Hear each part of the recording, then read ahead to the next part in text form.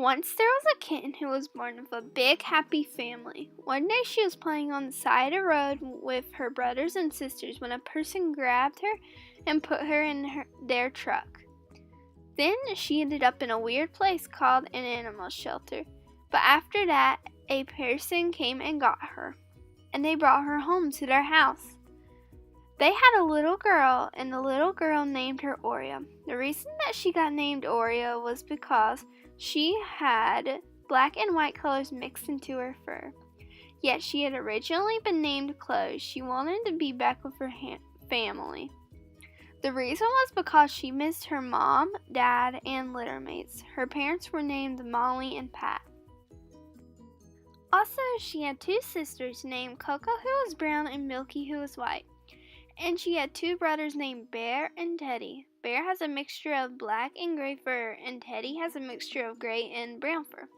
So one day, she thought of a plan to get back to her family. Her new owners had started letting her outside when they went places. They still had a fence around the yard so she couldn't escape, but she was taught how to climb trees and other things like that by her dad.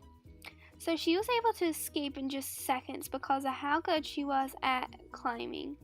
She started to run from the yard, and suddenly a dog started chasing her. So she ran and hid.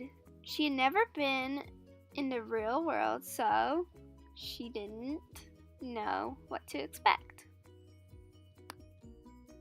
She knew her parents lived in a foreclosed home they would use to survive the very cold nights, and also they wouldn't get caught by anyone.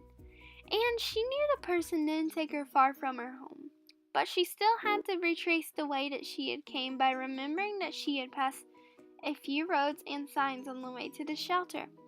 When she got taken away from her litter mates, she was in the front by a window looking the whole time trying to see where he was taking her.